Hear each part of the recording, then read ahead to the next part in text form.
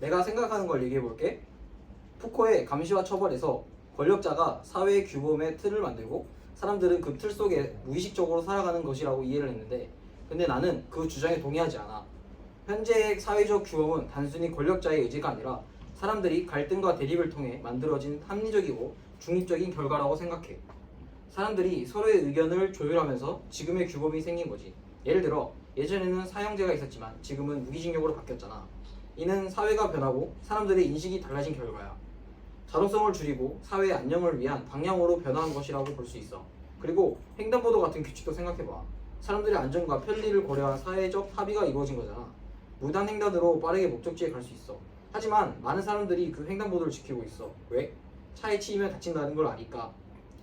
이러한 사회적인 생각과 규칙들이 어떤 권력자에 의해 유지됐고 만들어진 것이 아니라 시민들이 규정을 어겼을 때 발생한 혼란과 어지러움이 초래될 것이라고 생각하고 지키고 있다는 거지. 결국 나는 사회적 규범이 권력자의 통제 속에 갇힌 게 아니라 집단적인 사고와 역사적 갈등을 통해 발전해 왔다는 걸 강조하고 싶어. 그래서 푸코의 주장과는 다르게 사람들의 능동적인 참여와 공통의 가치가 규범을 만든다고 생각해. 윤아가 횡단보도 얘기를 했잖아. 나도 듣자마자 그 이득을 받는 주체가 없다고 생각을 했었거든. 근데 만약 누가 이득을 받는다면 누구일까? 생각해보니까 결국 사람들이 노동력으로 여겨지고 그걸 최대한 줄이지 않으려고 규칙이 만들어진 것 같았어. 이렇게 본다면 파란불에만 건너고 빨간불엔 안 건너는 규칙도 사실 권력의 이익을 위해 움직이는 톱니바퀴를 지키기 위함이 아니었을까?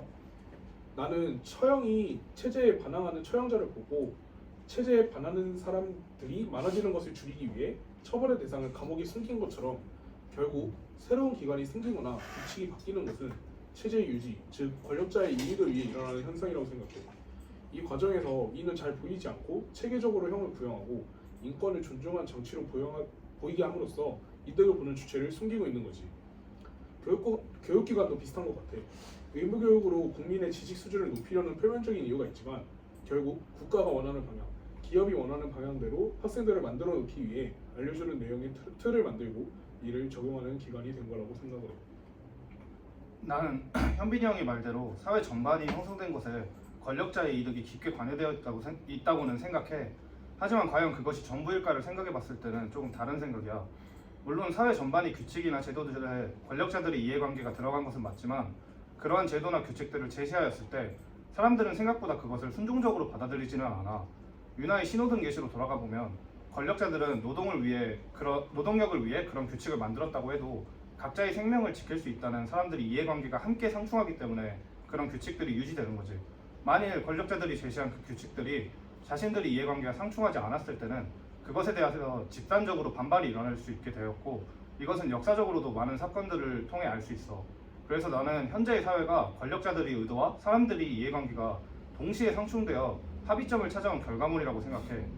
이거를 사람들이 권력에 세뇌되었다고 볼 수도 있지만 그렇다면 반대로 권력자라는 것 자체도 그런 이해관계를 가진 사람들 중에 조금 큰 하나라고 생각할 수도 있을 것 같아. 나도 이런 법과 규율, 그리고 그것을 포괄하고 있는 규범과 관념이 오로지 권력을 위해 존재한다고는 생각하지 않아. 많은 요소가 결합되어 있다고 생각해. 하지만 모르는 상황에서 그것을 당연하게 받아들이는 것과 알면서 스스로 다르게 생각하는 것은 매우 크고 그 관념을 깨고 밖에서 바라보는 것은 옳고 그름의 문제보다 훨씬 더 많은 가치를 담고 있다고 생각해.